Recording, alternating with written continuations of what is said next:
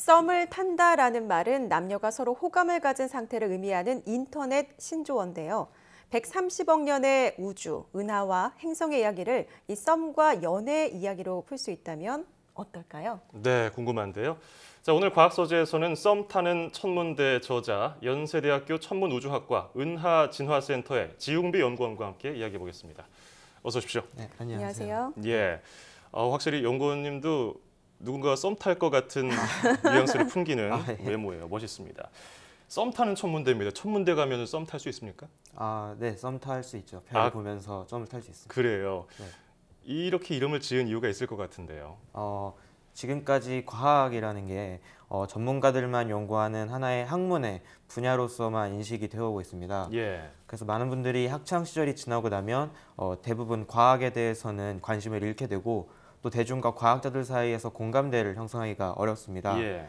근데 저를 비롯한 과학도 천문학도들은 꼭 어떤 경제적인 목적이나 아니면 학문적인 과제만을 목적으로 두고 공부하는 것이 아니라 정말 막연하게 내 애인을 좋아하고 사랑하는 것처럼 푹 빠져서 연구를 하고 있습니다. 그래서 우주에 대한 저의 감수성을 다른 분들과 좀 더 공감하고 싶어서 사랑과 연애라는 관점에서 이야기를 풀어봤습니다. 또 기존의 천문학 도서들은 특히 빅뱅에서 지금의 우주, 지구로 돌아오는 혹은 그 반대로 가는 시간의 흐름에 갇혀 있는 경우가 많은데요. 아예 그 우주의 타임라인 역사를 무시하고 우리가 썸을 타고 데이트를 하고 또 다투기도 하는 그런 사랑의 타임라인에 맞춰서 우주 이야기를 한번 풀어보려고 했습니다. 과학, 천문학은 좀 멀게 느껴지는 사람도 많은데 사랑, 연애로 하니까 더 가깝게 느껴지는 부분이 있는 것 같아요. 네. 표현을 굉장히 재밌게 하신 부분들이 많던데 별들도 솔로인 별이 있고 커플인 별도 있다 이렇게 표현을 하셨는데 이건 어떤 의미를 가지고 있는 건가요? 대표적으로 솔로로 50억 년째 슬프게 타오르고 있는 별이 바로 우리 태양입니다. 그래서 이처럼 곁에 다른 별이 없고 혼자 덩그러니 떠 있는 별들을 솔로별이라고 부를 수 있고요. 하지만 우주에는 절반에 가까운 별들이 옆에 다른 별을 두고 함께 돌고 있는 쌍성을 이루고 있습니다. 이런 쌍성을 연애 중인 커플별이라고 분류를 했는데요. 혼자 덩그러니 떠 있는 별에 비해서 쌍성은 훨씬 더 알아낼 수 있는 정보가 많습니다. 혼자 있는 별의 경우는 알 수 있는 정보가 굉장히 제한적이지만 예. 쌍성을 이루고 있으면 별의 궤도를 통해서 질량이나 나이, 여러 가지 정보를 알 수가 있습니다. 그래서 마치 우리 사람도 혼자 있을 때보다 더 연애를 할 때 그 특징이 잘 드러나는 것처럼 천문학자들도 이런 스타들의 연애를 지켜보고 있다고 생각해 볼 수 있습니다. 예. 천문학에다가 이문학적인 요소를 넣었다고 하면 억측일까요? 연애라는 관점을 이제 넣었기 때문에 그렇게 생각할 수 있을 것 같습니다. 그렇군요. 우리가 이른바 썸 하면은 누군가의 연락을 기다리고 또 주고받고 하는 것을 말할 수 있는데 우리 인류가 또 우주에다가 어떤 메시지를 담은 전파를 쏘기도 했고요. 네. 우리가 또 어떤 전파를 기다리고 있지 않습니까? 네. 이 부분에 대한 내용도 담겼더라고요. 예, 그렇습니다. 이렇게 광활한 우주 어딘가에 우리 인간 말고 또 다른 문명이 있지 않을까라고 하는 기대를 많이 하게 되는데요. 예. 전파 기술이 개발된 지금까지 많은 현상들이 발견이 됐고 또 안테나를 통해서 우리가 생각하고 있는 행성들을 향해서 전파를 쏘기도 했습니다. 지금까지 발견된 전파들 중에는 강한 블랙홀이 내보내거나 아니면 폭발한 별의 잔해에서 나오는 그런 전파들이 많이 있지만 아쉽게도 아직까지 실제로 외계인들이 쏘아보낸 그 전파는 발견이 안 됐습니다. 예. 실제로 우리가 외계 행성이 살 법한 후보 행성 중에 일부에다가 전파를 보내고 답을 기다린 적이 있는데요.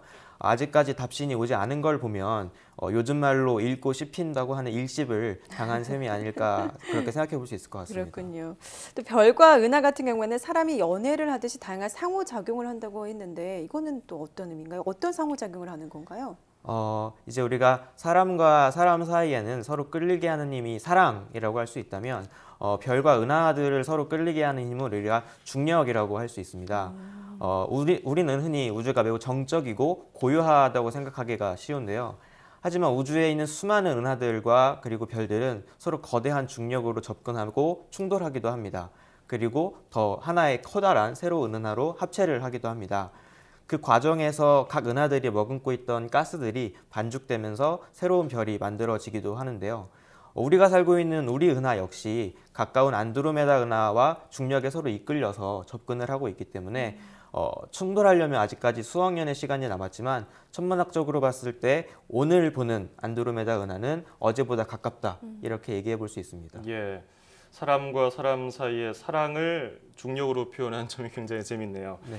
자, 그러면 중력이 있는가 하면 중력의 뭐 반대 개념이라고 해야 될까요? 이별이 있기 마련인데요. 네. 사람과 사람 사이에. 네. 근데 우주에서도 그런 내용을 확인할 수 있을까요? 예, 그렇습니다. 우리가 이별 후에도 그 추억을 오래 간직하게 되고 또 그 추억으로 재료 삼아 다른 새로운 사랑을 시작하는 데 영향을 받게 됩니다. 예. 그런 관점에서 봤을 때 이 우주에 존재하는 모든 사랑은 영원히 끝나지 않고 진행된다고 해석할 수 있는데요. 우주에서도 수명을 다한 별들은 큰 폭발과 함께 산산조각이 나지만 그 잔해들이 다시 모여서 다음 세대의 별과 행성을 만드는 재료로 재활용되게 됩니다. 그런 관점에서 보면 우주에 한 번 존재했던 모든 별과 은하들은 산산조각이 나서 없어지더라도 모두 없어지는 것이 아니라 다른 다음 세대의 은하와 별에 녹아있다라고 생각을 해볼 수 있습니다. 이렇게 별들이 남긴 별의 가루, 잔해들은 그 중에 일부가 이제 우리 지구를 만들었고 또 우리 몸속에 지금 녹아있기 때문에 우리 스스로가 우주에서 사라지지 않고 영원히 지속되는 사랑과 이별의 흔적, 그 증거라고 생각해 볼 수 있을 것 같습니다. 그렇군요. 사람의 연애에서도 만남과 이별이 반복해서 있듯이 이렇게 우주도 다양한 변화를 겪고 있다고 대입을 해서 생각을 해보니까 더 쉽게 이해가 되는 것 같은데요. 네. 그렇다면 앞으로 이 우주가 어떻게 변화할까요? 어떻게 예상해 볼 수 있을까요? 지금 현대 천문학이 밝혀낸 현대까지의 우주론에 따르면 우리가 살고 있는 우주는 빅뱅 이후로 130억 년째 계속 팽창을 하고 있습니다. 게다가 그 팽창 속도는 갈수록 더 빨라지고 있는데요. 지금도 멀리 떨어진 은하까지의 거리는 계속해서 멀어지면서 우주 시공간 자체가 계속 팽창하고 있습니다. 그래서 만약에 이런 가속 팽창이 앞으로도 계속 진행이 된다면 결국 우리 우주는 더 차갑게 식어가게 될 텐데요. 우리가 연인의 손을 꽉 잡고서 이 팽창해 나가는 우주를 바라본다면 천문학적으로 봤을 때 우리가 잡고 있는 그 악력은 우주 팽창을 견딜 만큼 강하다고 이렇게 이야기해 볼 수 있을 것 같습니다. 예. 굉장히 알기 쉽게 설명하려는 노력이 곳곳에 들어가 있는 책이었는데 스스로 연구원님이 과학 커뮤니케이터라고 지칭을 하셨어요. 네. 별다른 의미가 있을까요? 이제 저는 이렇게 우주에 대한 이야기를 전달을 해드리면서 저를 자칭 우주 외교관이라고 가끔 이야기를 하는데요. 예. 과학 커뮤니케이터는 과학 연구자와 또 다르고 그리고 교육 현장에서 아이들을 가르치는 과학 교사와 또 다른 직업입니다.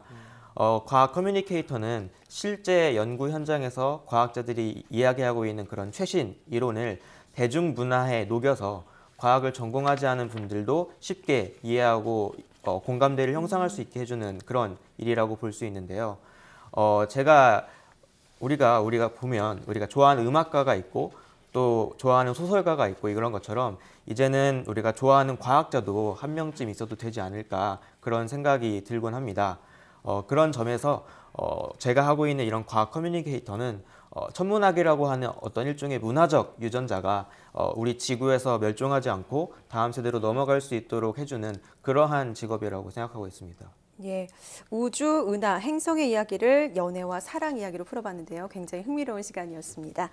네, 지금까지 연세대 천문우주학과 은하진화센터 지웅배 연구원과 함께했습니다. 오늘 감사합니다. 네, 감사합니다.